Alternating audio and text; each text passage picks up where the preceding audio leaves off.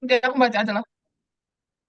Bismillahirrahmanirrahim. Assalamualaikum warahmatullahi wabarakatuh.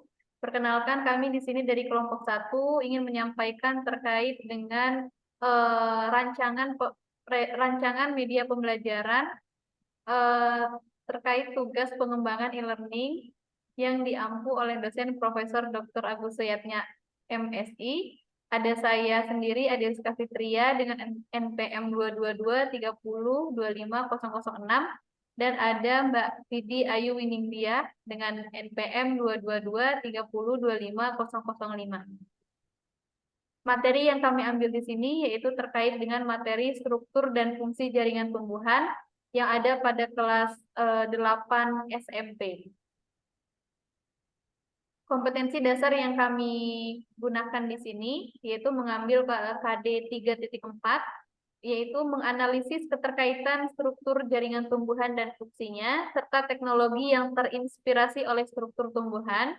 Kemudian 4.4 menyajikan karya dari hasil penelusuran berbagai sumber informasi tentang teknologi yang terinspirasi dari hasil pengamatan struktur tumbuhan. Kemudian tujuan pembelajaran pada dia pembelajaran ini yang harus dicapai, yaitu di mana setelah melakukan literatur, peserta didik dapat menghubungkan struktur jaringan tumbuhan dengan fungsinya. Kemudian setelah membaca berbagai sumber, peserta didik dapat mengaitkan teknologi yang terinspirasi oleh struktur tumbuhan dalam kehidupan sehari-hari dengan tepat.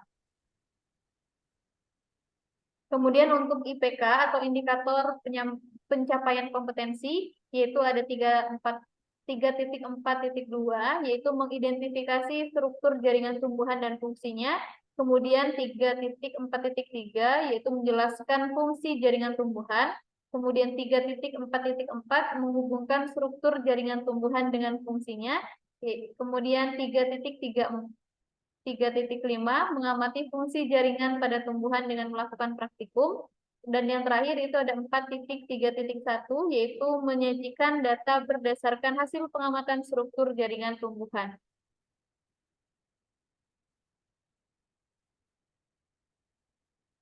Nah, di sini kita akan mempelajari terkait dengan struktur jaringan pada tumbuhan.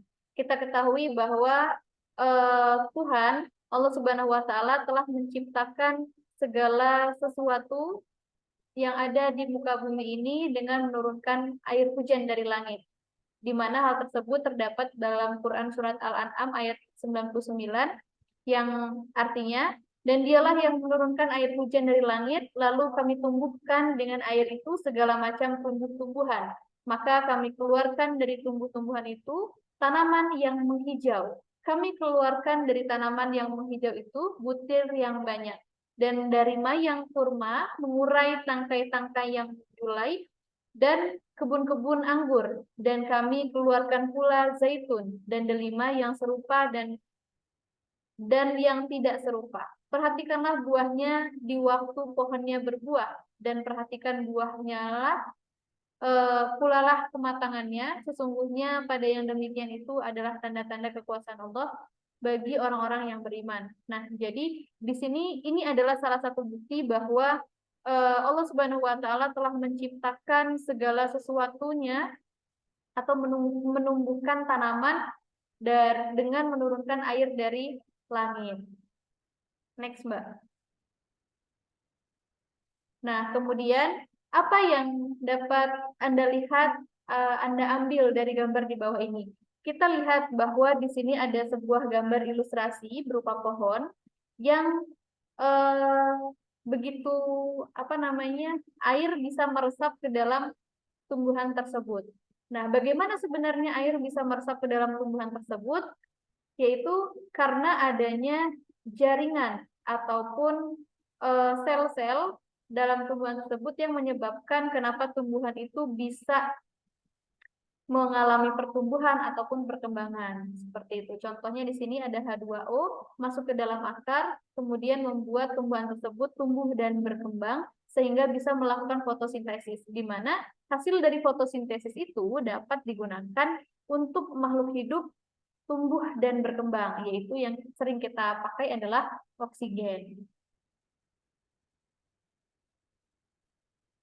Nah, berbicara tentang masalah tumbuhan seperti yang sudah dibahas sebelumnya, terdapat beberapa organ ataupun struktur pembentuk tumbuhan, ya, di mana eh, tumbuhan ini memiliki beberapa komponen ataupun struktur. Yang pertama ada yang namanya akar, kemudian ada batang, kemudian ada daun, dan ada buah. Jadi, organ ini merupakan sekumpulan dari jaringan yang bekerja sama untuk suatu fungsi tertentu. Ya, jadi baik itu organ tumbuhan ataupun organ-organ yang lain yang ada di muka bumi ini merupakan kumpulan dari berbagai sel yang membentuk suatu organ ataupun eh, bagian yang memiliki fungsi yang sama. Kemudian, apa sih fungsi organ tumbuhan itu? Yang pertama yaitu menjaga kelangsungan hidup tumbuhan, dan yang kedua sebagai alat untuk memperbanyak diri atau tumbuhan mengalami reproduksi. Seperti itu. Nah, berikut ini ada video terkait dengan organ-organ pada tumbuhan.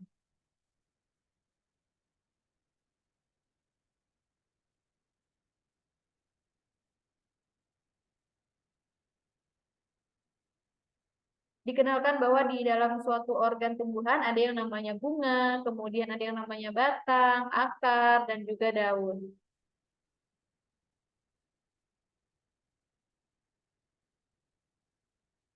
Nah, batang ini berfungsi untuk membantu akar dalam mengedarkan nutrisi-nutrisi ke seluruh tubuh tumbuhan, di mana yang menyerap mineral ataupun unsur hara itu dilakukan oleh yang namanya organ akar. Seperti itu.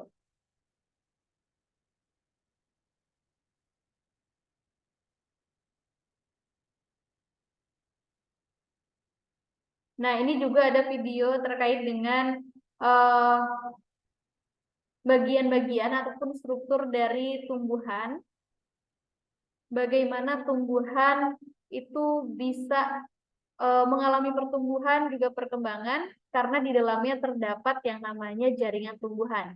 Di mana jaringan tumbuhan ini dia berfungsi untuk membantu tumbuhan mengedarkan nutrisi ataupun mineral ataupun unsur hara ke seluruh tubuh tumbuhan.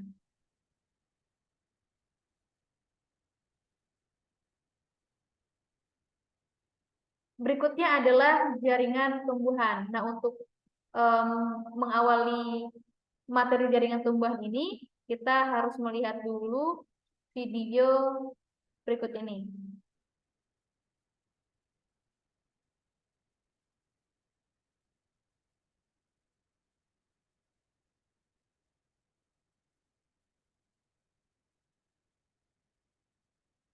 Ini adalah proses fotosintesis, di mana dalam melakukan proses fotosintesis, tumbuhan itu adalah komponen yang paling penting, terutama adalah daun, di mana hasil dari fotosintesis itu nantinya bakal digunakan untuk kelangsungan hidup makhluk hidup. Ya, dalam suatu proses fotosintesis ada beberapa bahan ataupun komponen yang dibutuhkan, seperti air, kemudian ada cahaya matahari, kemudian juga ada gula, dan lain sebagainya. Jadi yang diolah dalam proses fotosintesis ini adalah karbon dioksida, air, dan cahaya, kemudian nanti akan membentuk yang namanya gula dan oksigen. Di mana gula dan oksigen itu nanti akan digunakan oleh seluruh makhluk hidup untuk tumbuh dan berkembang. Seperti itu. Selain itu juga digunakan klorofil, di mana klorofil ini merupakan zat hijau pada daun yang berfungsi untuk membantu proses fotosintesis.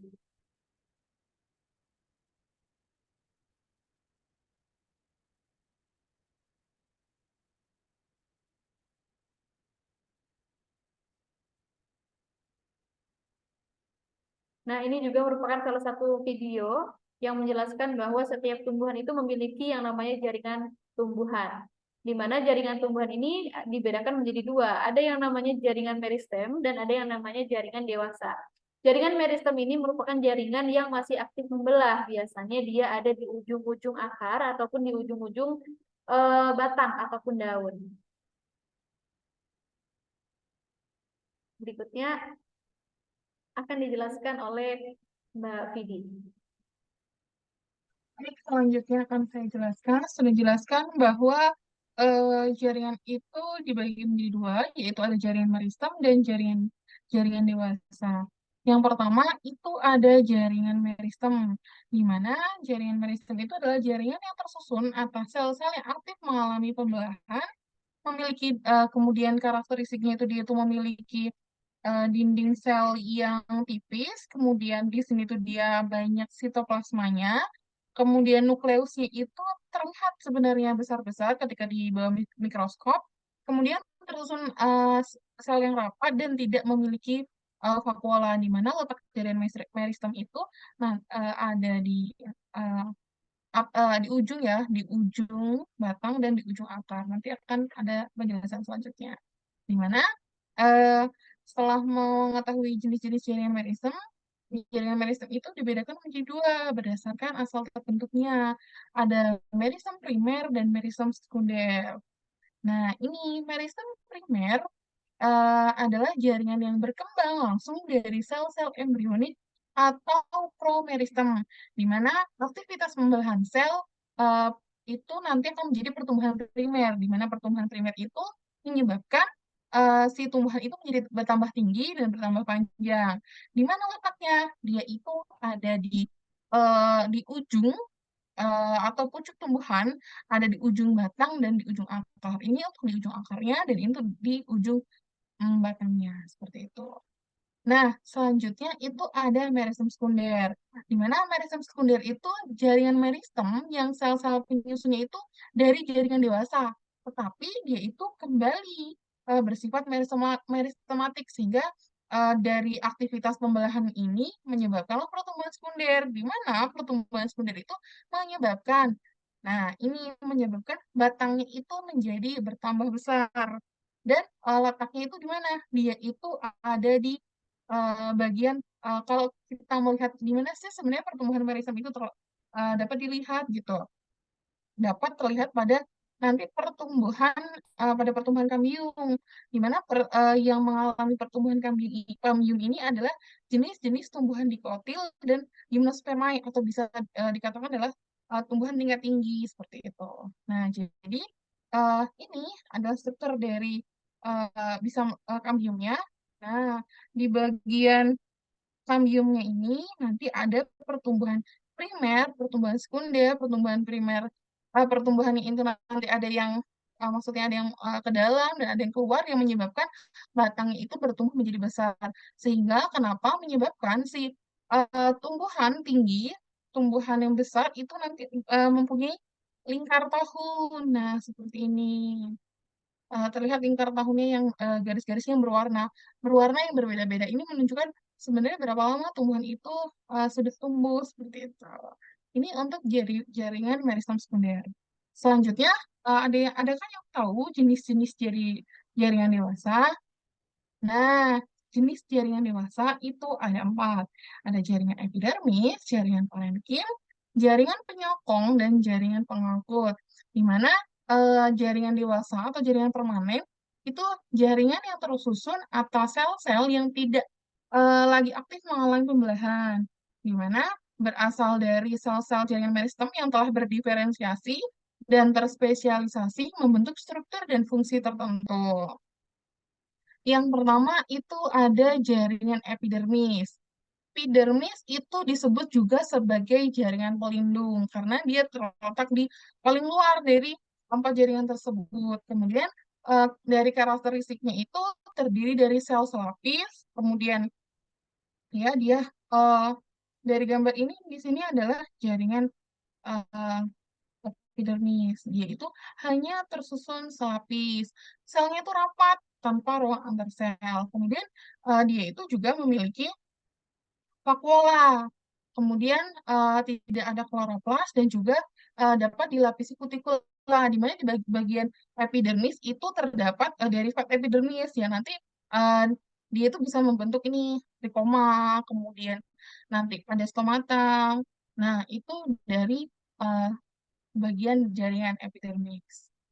Selanjutnya itu ada jaringan dasar atau biasa disebut dengan jaringan parenkim, di mana fungsi dari jaringan dasar atau parenkim sebagai tempat penyimpanan bahan dan tempat fotosintesis. Kemudian jaringan parenkim itu dia paling banyak ruang antar selnya. Kemudian tersusun dari sel hidup dan nukleusnya itu terlihat jelas. Ini yang titik-titik. Kemudian kemudian eh, memiliki vakuola yang besar dan eh, dinding selnya itu tipis karena mengandung selulosa dan dari jaringan dasar itu bentuknya beragam. Eh, ini bagian dari jaringan jaringan parenkim. Ini jaringan epidermis. Nah, jaringan dasar itu terletak di bawah jaringan epidermis. Nah, di sini, di mana di tempat ini nanti eh, tempat terjadinya fotosintesis seperti itu. Nah, selanjutnya itu adalah jaringan penyokong, di mana jaringan penyokong itu fungsinya untuk menyokong tubuh tumbuhan. Kemudian dinding selnya itu mengalami penebalan. Kemudian di jaringan penyokong itu ada dua jenis jaringan, sklerenkim dan kolenkim. Di mana kalau sklerenkim itu paling banyak di tumbuhan berkayu. Dia mengandung lignin dan di mana selnya itu di situ mati. Kemudian eh, bentuk selnya itu tidak beraturan. Bentuk selnya itu tidak beraturan. Nah, kemudian untuk yang kolenkim itu rata-rata paling banyak di tumbuhan muda, sehingga karena masih di tumbuhan muda itu paling banyak ada sel hidup tersusun atas peptid, terus kemudian bentuk selnya memanjang. Itu dari jaringan penyokong. Selanjutnya dari jaringan pengangkut. Jaringan pengangkut itu berfungsi untuk mengangkut air dan unsur hara yang dibutuhkan tumbuhan untuk fotosintesis serta menyebarkan fotosintesis ke seluruh tubuh tumbuhan. Ada jaringan, ada floem dan ada xilem. Di mana berarti dia itu untuk apa yang menyebarkan hasil fotosintesis dari daun, fotosintesisnya itu kan di daun. Kemudian nanti disebarkan ke seluruh bagian tumbuhan. Kemudian kalau untuk xilem itu mengangkut air dan unsur hara dari dari akar ke daun. Nah, ini adalah jenis jaringan pengangkut ini untuk xilem, ini phloem. Arahnya berbeda ya. Kalau phloem berarti menyebarkan hasil fotosintesis sehingga arahnya dari bawah sini ke atas. Xilem itu dari atas ke bawah. Nah, sekian penjelasan dari saya. Saya kembali ke moderator.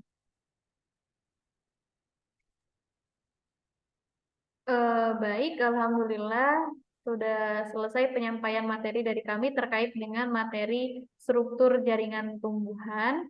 Kami dari kelompok satu, mohon maaf apabila terjadi kesalahan. Kami akhiri. Wassalamualaikum warahmatullahi wabarakatuh. Waalaikumsalam warahmatullahi wabarakatuh.